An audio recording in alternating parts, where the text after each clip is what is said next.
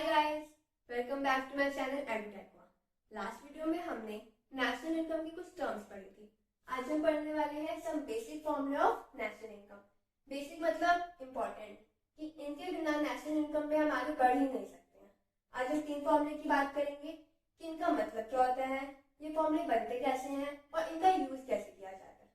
First gross and net, second factor cost and market price and third domestic and national.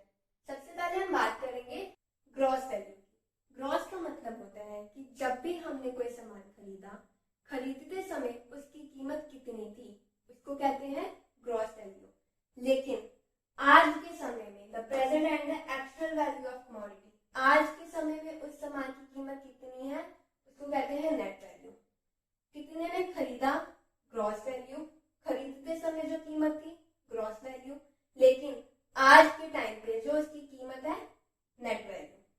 For example, mobile खरीदा, मान लो मैंने last year, ठीक है, 20,000 का। Gross value कितनी हो जाएगी, 20,000। लेकिन क्या अगर मैं आज उस मोबाइल को बेचूं तो वो 20,000 में बिकेगा?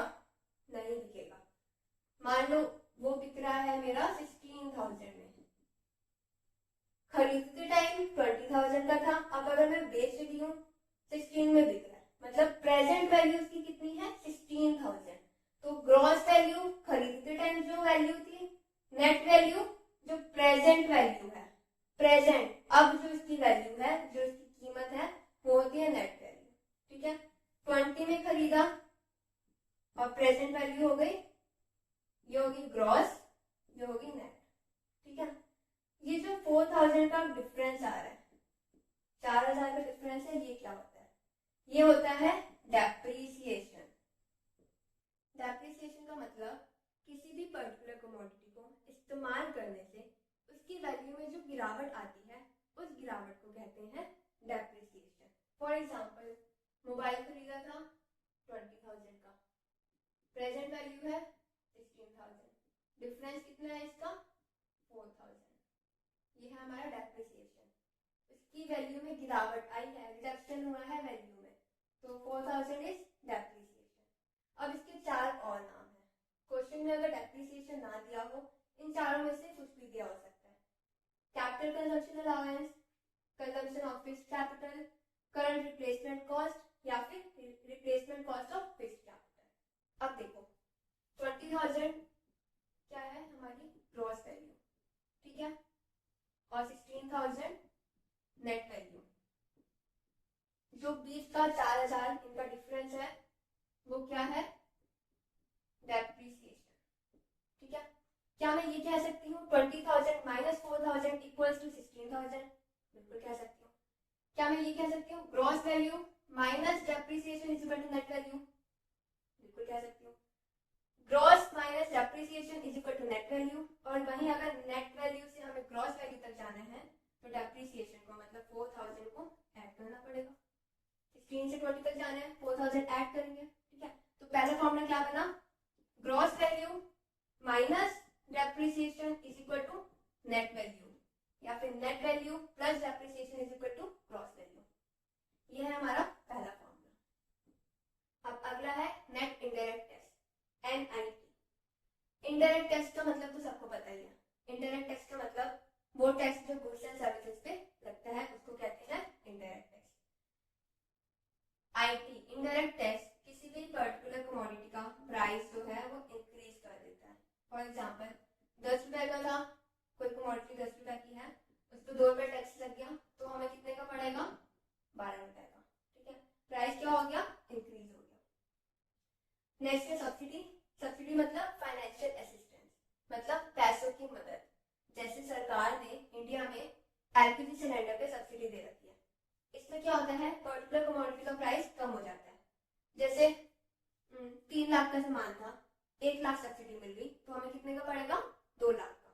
तो सब्सिडी में प्राइस कम हो जाता है और इनडायरेक्ट टैक्स में प्राइस बढ़ जाता है।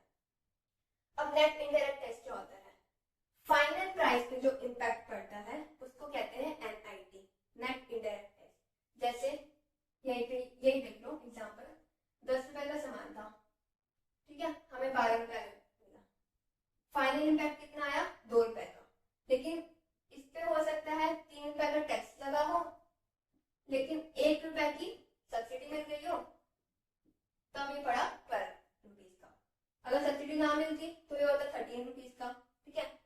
ना लगता और सिर्फ सब्सिडी मिलती तो 9 रुपीज का होता। नेट इनडायरेक्ट का फॉर्मूला क्या हो गया, indirect tax minus subsidy, NIT is equal to IT minus subsidy. ठीक है, फाइनल प्राइस पे जो इम्पैक्ट पड़ा उसको कहते हैं नेट इनडायरेक्ट टैक्स। नेट का मतलब सब कट कटा। ठीक, नेक्स्ट है फैक्टर कॉस्ट। फैक्टर कॉस्ट का मतलब कोई पर्टिकुलर गुड को बनाने में कितना खर्चा हुआ वो कहलाता है factor cost, cost of production. ठीक है, और वो पर्टिकुलर गुड मार्केट में कितने का बिक रहा है, उसका मार्केट में कितना प्राइस है, उसको कहते हैं मार्केट प्राइस। फॉर एग्जाम्पल, कोई पर्टिकुलर गुड की फैक्टर कॉस्ट है 10 रुपीज, मतलब उसको बनाने में टोटल खर्चा कितना है 10 रुपए का, मार्केट प्राइस है 12 रुपीज, मार्केट में कितने का बिक रहा है।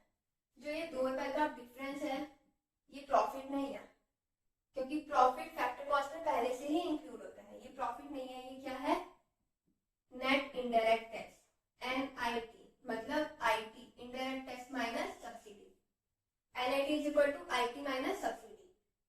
फैक्टर कॉस्ट से मार्केट प्राइस पे जाने के लिए NIT को ऐड कर देते हैं, और मार्केट प्राइस से अगर फैक्टर कॉस्ट के पास आने हैं तो NIT माइनस हो जाता है। ठीक है, डिफरेंस समझ आ रहा है। तुम्हारा नेक्स्ट फॉर्मूला क्या बन गया, दूसरा formula, factor cost plus net indirect tax is equal to market price, और market price minus net indirect tax is equal to factor cost. ठीक है, ये NIT में क्या होगा ना, जैसे 10 रुपए का सामान था, टैक्स 3 रुपए का लगा, सब्सिडी 1 रुपए की लगी, टोटल इम्पैक्ट कितने का है 2 रुपए का, इसलिए 10 से सीधा 12 तक पहुंचे। नेक्स्ट फॉर्मूला है net factor income from abroad, इसको हम शॉर्ट फॉर्म में NIFIA भी कहते हैं, NFIA। ठीक है, इसका फॉर्मूला देखो, factor income received from abroad minus factor income paid to abroad. बाहर के लोग हमारे देश में आके काम करते हैं और हमारे यहाँ के लोग बाहर जाके काम करते हैं। अब समझो, हमारे यहाँ के लोग बाहर से जो पैसा कमा के लाए वो तो हमारे हैं, हमने ऐड कर लिया। ठीक है, लेकिन जो फॉरेनर्स हैं, जो बाहर के लोग हैं, हमारे यहाँ से पैसा लेकर गए, उसको हमने माइनस कर दिया। तो नेट का मतलब रिसीव्ड माइनस पेड। ठीक है, अब NIFIA can be positive, negative and zero. कैसे? पॉजिटिव कब होगा? जब हमारे यहाँ के लोग बाहर से पैसा ज्यादा लेकर आए और यहाँ से फॉरेनर्स पैसा कम लेकर गए। मतलब हम पैसा लेकर आए 1200 रुपए और वो लेकर गए 1000। ठीक है, रिसीव्ड माइनस पेड, पॉजिटिव है NIFIA। ठीक, नेगेटिव कब होगा? जब हमने रिसीव किए हैं 1000 और उन्हें पे किया है 1200, मतलब फॉरेनर्स ज्यादा लेकर गए हैं, तो ये नेगेटिव हो गया। जीरो कब होगा? जब receive is equal to paid होगा। रिसीव भी हमने किए हैं 1000, पे भी किए हैं 1000, मतलब फॉरेनर्स यहाँ से 1000 लेकर गए हैं और हमारे लोग बाहर से 1000 लेकर आए हैं, तो ये जीरो। ठीक है, कभी कभी क्या होता है, NIFIA हमें गिवन नहीं होता है, मतलब factor income received from abroad या factor income paid to abroad given नहीं होती है, तो हम क्या करते हैं, पैसा कमाने के सोर्सेज को ढूंढते हैं। पैसा कमाने के 3 सोर्स होते हैं। First, net compensation to employees, मतलब हमारे यहाँ के एम्प्लॉयज जो बाहर काम करते हैं वहां से कितना पैसा लाए और बाहर के एम्प्लॉयज जो यहाँ काम करते हैं वो कितना लेकर गए, उन दोनों का डिफरेंस। ठीक है, नेट है। सेकेंड, प्रॉपर्टी में कितना कमाया, वैसे ही डिफरेंस। और नेट रिटेन अर्निंग्स का मतलब होता है सेविंग्स, मतलब सेविंग्स कितनी हुई। ठीक है, अगर हमें NIFIA गिवन नहीं है तो हम इन तीनों को ऐड कर देंगे। ठीक, अब हमने ये पढ़ा क्यों है, देखो 2 टाइप की इनकम होती है, एक होती है डोमेस्टिक और दूसरी होती है नेशनल। डोमेस्टिक इनकम का मतलब होता है भारत के अंदर का पैसा, और नेशनल का मतलब भारतीयों का पैसा। डोमेस्टिक का मतलब इंडिया में रहने वाले लोगों का पैसा, चाहे वो इंडियंस हो या फिर फॉरेनर्स हो, इंडिया के अंदर का पैसा, इंडिया में रहने वाले लोगों का पैसा। ठीक है, और नेशनल का मतलब इंडियंस का पैसा, अब वो चाहे इंडिया में रह रहा हो या फिर दूसरी कंट्रीज में रह रहे हो। ठीक है, समझ आया मतलब दोनों का डिफरेंस? डोमेस्टिक मतलब इंडिया में रहने वाले लोगों का पैसा और नेशनल मतलब सिर्फ इंडियंस का पैसा, अब वो चाहे दुनिया में कहीं भी हो। ठीक है। अब कौन यहाँ की इनकम जो बाहर गई है उसको लेके आता है और बाहर की इनकम जो यहाँ आई है उसको हटाता है? कौन है वो? नीफिया, NFIA, net factor income from abroad. Domestic से नेट पे जाने के लिए नीफिया ऐड हो जाता है और नेशनल से डोमेस्टिक पे जाने के लिए नीफिया माइनस हो जाता है। ये है हमारा तीसरा फॉर्मूला। स्टार्टिंग में हमने क्या पढ़ा? पहला formula gross minus depreciation, gross value minus depreciation is equal to net value, ठीक है। Factor cost, second formula factor cost plus NIT is equal to market price, and third domestic plus NFIA is equal to national income.